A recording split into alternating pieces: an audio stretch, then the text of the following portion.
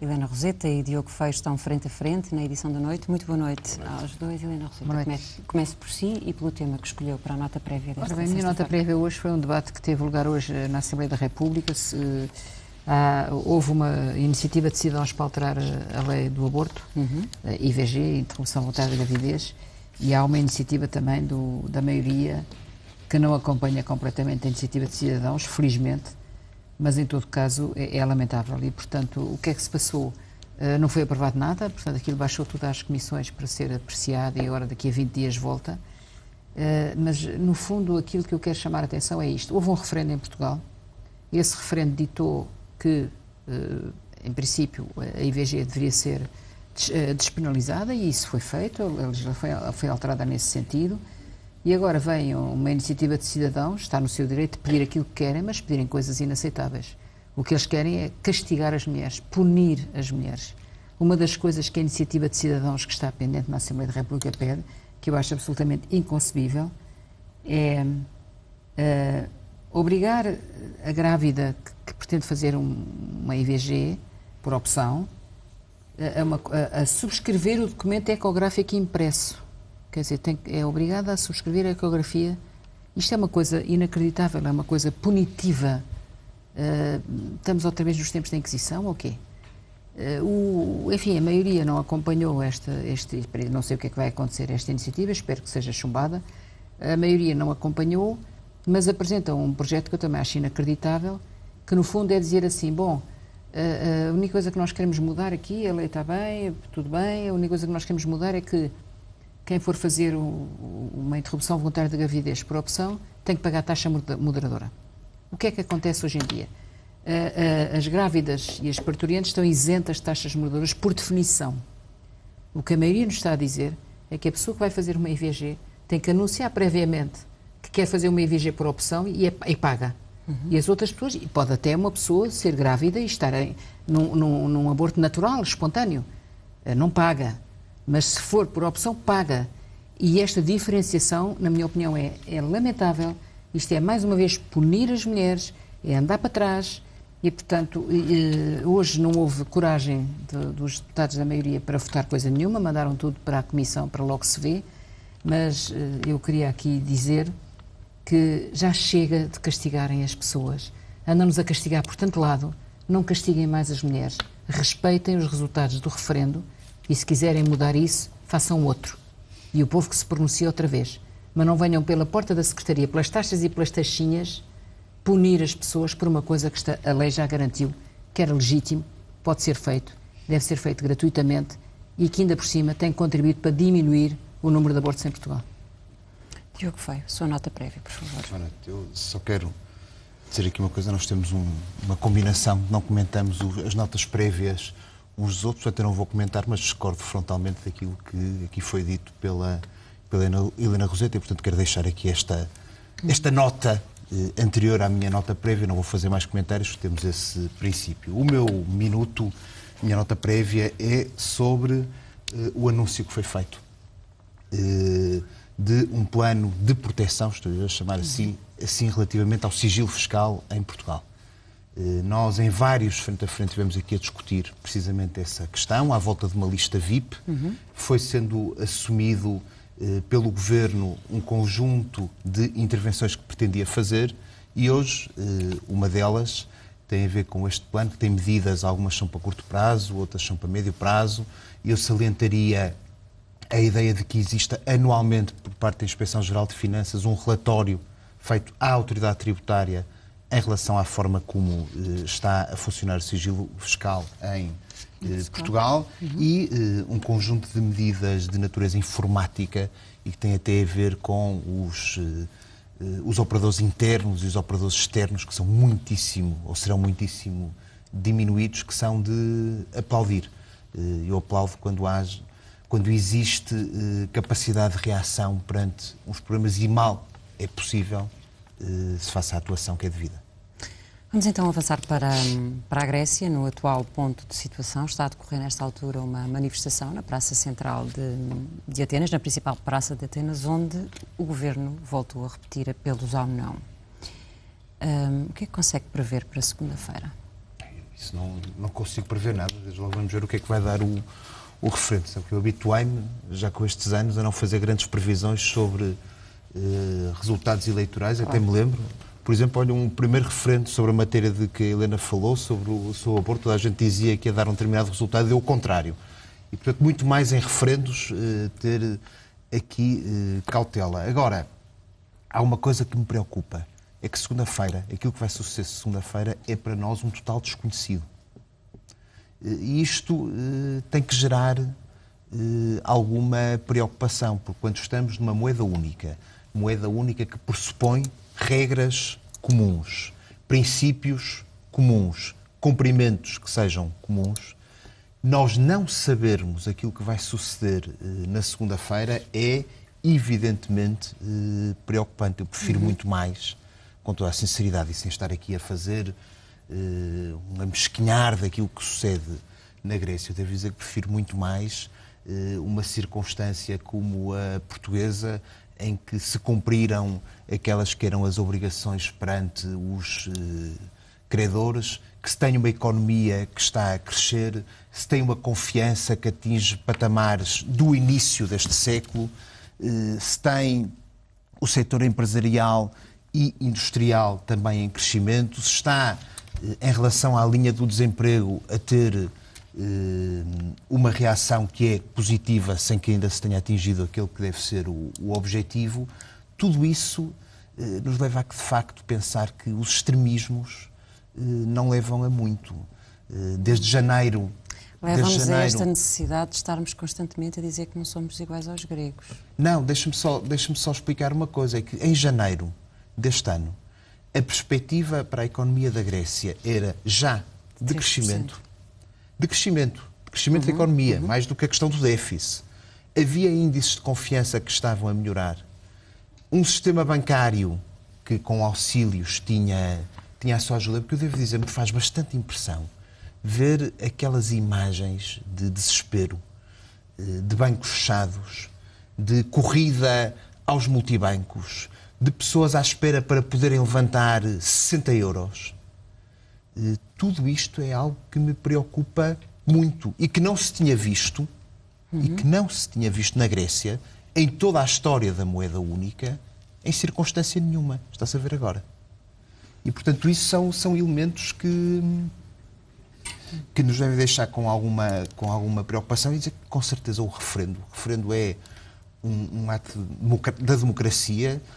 Fiquei um bocadinho espantado com o referendo que é marcado numa semana para a outra, mas agora há imensas sondagens e os gregos vão votar no próximo domingo e com certeza que o seu voto também terá consequências. Nós não podemos fazer de conta que não tem. Em primeiro lugar, eu queria dizer aqui que o que está em causa neste momento na Grécia, para além de tudo mais, é uma questão de democracia. O governo do Syriza foi eleito, como toda a gente se lembra, para governar contra a austeridade. Foi eleito com esse mandato de fazer uma política diferente contra a austeridade. Tentou negociações na União Europeia, que não deram em nada. Aliás, é muito estranho, como alguém dizia, que na União Europeia, acho que era o Freitas do Amaral que dizia numa mensagem que fez ontem para uma reunião que houve no Fórum Lisboa, dizia que é muito estranho que em 19 houvesse sempre 18 de um lado e um do outro, porque o Syriza tentou encontrar outras soluções. Foram-lhe sistematicamente negadas alternativas. A Europa não quer nenhuma alternativa, quer aquele caminho único e só aquele. E, portanto, o Syriza fez a única coisa que, do meu ponto de vista, democraticamente podia fazer. O povo mandatou-nos para uma coisa. Nós não conseguimos resultados nesse sentido. Temos que devolver a questão ao povo português. E aqui... Ao povo grego. Eu disse português por qualquer razão. Porque, de facto, o que se passa lá tem consequências cá. Mas aqui é preciso dizer, ao contrário do que o Diogo, de certa maneira, deixou entender que achava estranho um referendo em 8 dias, eu acho extraordinário. Hoje havia uma repórter de uma televisão que perguntava ao Sr. Varoufakis, que estava em plena manifestação há pouco tempo, há poucas horas, perguntava-lhe se tinha alguma mensagem para Portugal. E ele respondeu esta coisa extraordinária. Sim, a democracia funciona. Esta mensagem é fundamental. A democracia funciona. Não é preciso 6 meses para perguntar às pessoas o que é que as pessoas pensam. E, portanto, foi possível o Parlamento, o Governo decidir, o Parlamento votar, o Supremo Tribunal Administrativo decidir. Foi possível tudo isso para que as pessoas possam escolher. E chegado a este momento, a questão do referendo na Grécia é sim ou não. E aquilo que eu estranho... Conhece a pergunta? Conheço a pergunta daquilo que nos tem sido dito. Mas é sim ou não aquela pergunta? Os gregos sabem exatamente o que é que está em causa. A pergunta pode ter muitas variantes, pode ter uma... Se estivesse lá o Jorge Lacão ainda era mais complicada, mas quer dizer, a pergunta pode ter muitas variantes de redação, mas toda a gente sabe o que é que quer dizer o sim e o que é que quer dizer o não. Os gregos estão perfeitamente conscientes disso e sabem o que é que quer dizer. O que é interessante é que não há uma terceira escolha. É sim ou não. E a sensação que eu tenho é que neste momento há muitas pessoas que ainda estão no nim. Há muitas pessoas de fora, nomeadamente em Portugal, nomeadamente, tenho que o dizer, no Partido Socialista, que acham que entre uma coisa e outra talvez pudesse haver ainda uma terceira. Não há uma terceira solução. Ou se vai a favor daquilo que a Troika, neste momento as instituições, impuseram à Grécia, ou se diz isto não deu resultado e nós queremos outro caminho.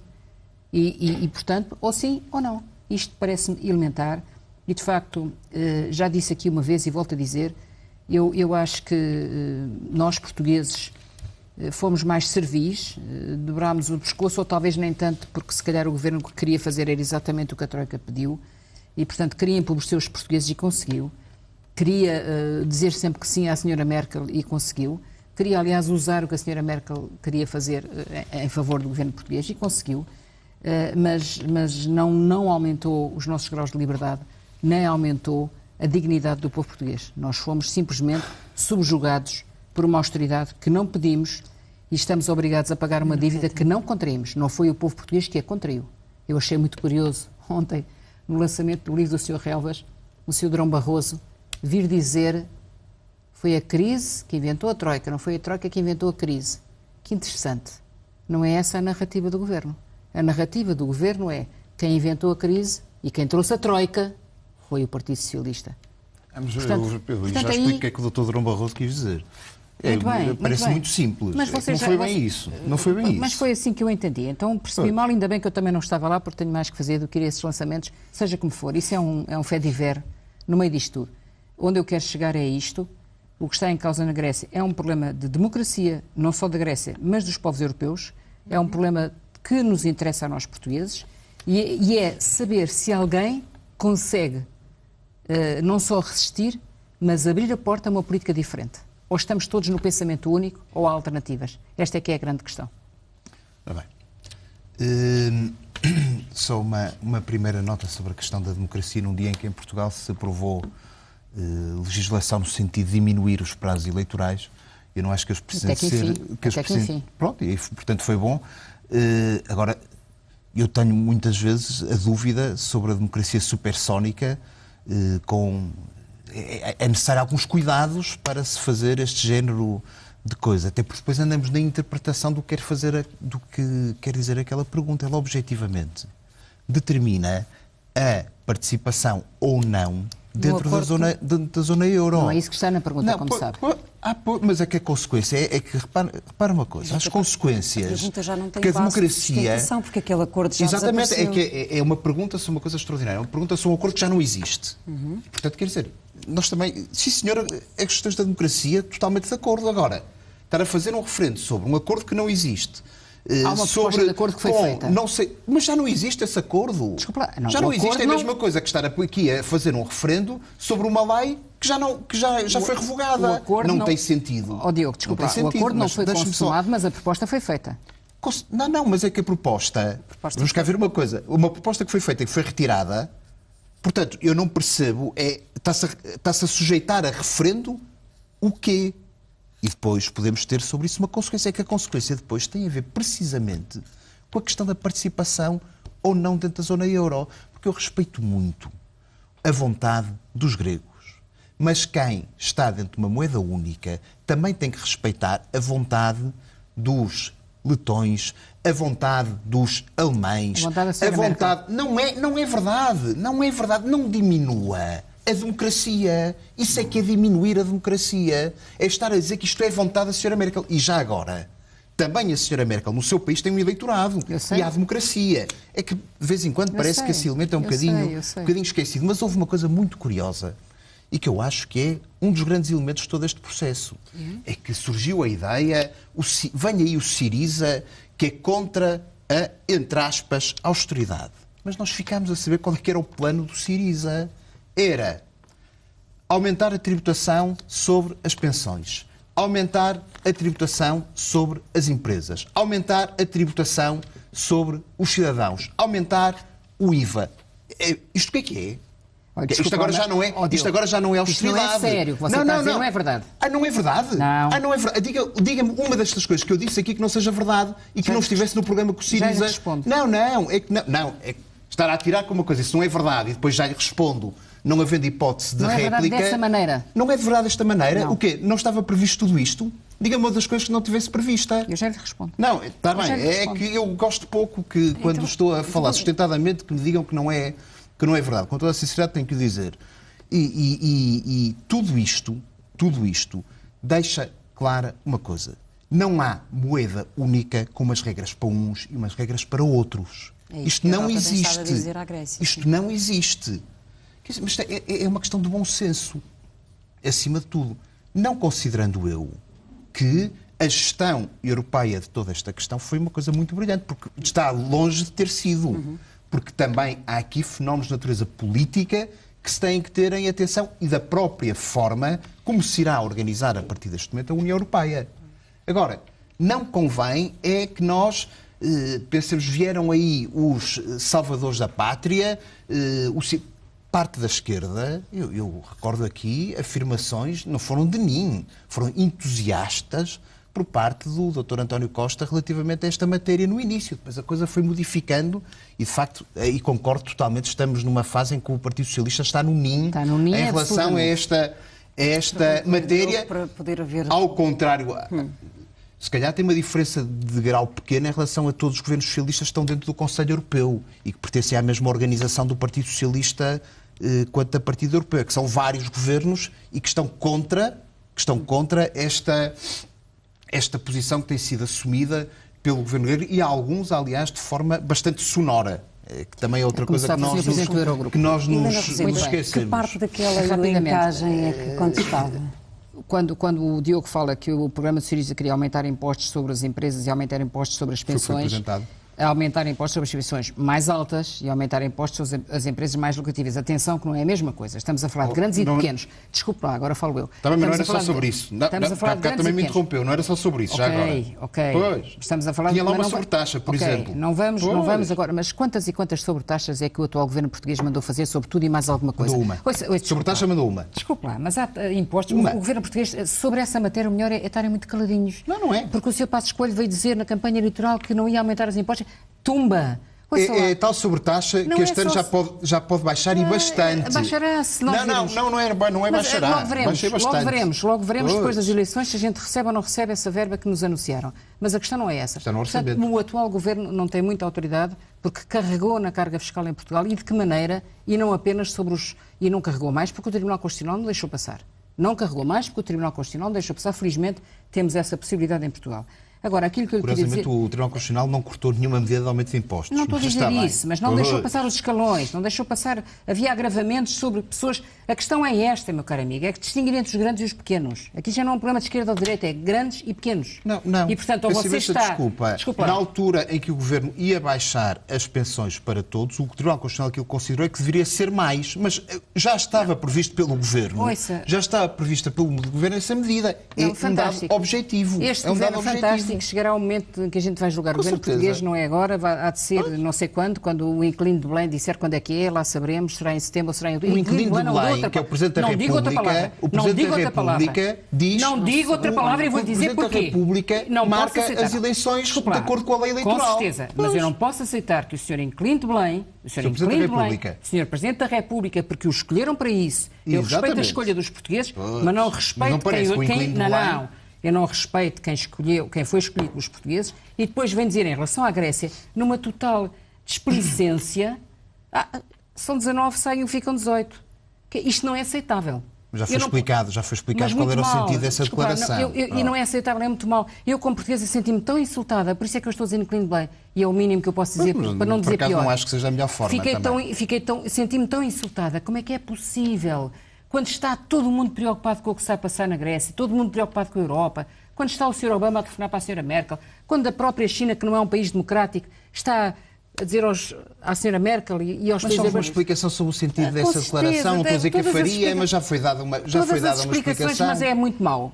Esta é que é a verdade. É muito mau. No fundo, para acalmar o funcionamento do próprio euro, para ajudar a isso. É muito mau. Não acalmou nada, irritou as pessoas. E eu também tenho que lhe dizer, olha, isto agora é um desabafo. Também já estou cansada. A gente liga aos telejornais e vê sempre a mesma coisa. A gente vê o que está a passar-se na Grécia, com certeza todos estão a dar e percebemos que há ali uma tensão muito grande e todos nós estamos ansiosos. As pessoas que nos estão a ouvir, se é que está alguém a ouvir, também estão ansiosos para saber o que é que vai acontecer e que consequências é que isto tem para nós. Isso é legítimo e natural. Mas depois inundam-nos de notícias de futebol que não interessam a maior parte das pessoas. Inundam-nos com o seu passo de escolha a passear pelo país, a dizer coisas que não interessam a ninguém. Não pode ser. Nós estamos a viver um momento trágico. Nós estamos a viver um momento histórico na história da Europa. Um momento histórico. O que se passar no domingo pode determinar muita coisa. E você aí está de acordo comigo. É um momento histórico. E, portanto, apenas só para terminar... Agora não vejo qual é o drama da comunicação social acompanhar o Primeiro-Ministro. Acho que é normal em democracias. É normal. Aliás, como acompanham o líder da oposição. Eu só quero terminar citando aqui o José Régio, um grande poeta português, no Cântico Negro, que ele termina desta maneira, e eu, em solidariedade com o povo grego, vou dizer os versos do José Régio, o final do Cântico Negro. Não sei por onde vou, não sei para onde vou, sei que não vou por aí. Assim estou eu. Helena Roseta Diogo. Mas o problema é não sabermos para onde vamos. Muito obrigada não vou por aí. aos dois.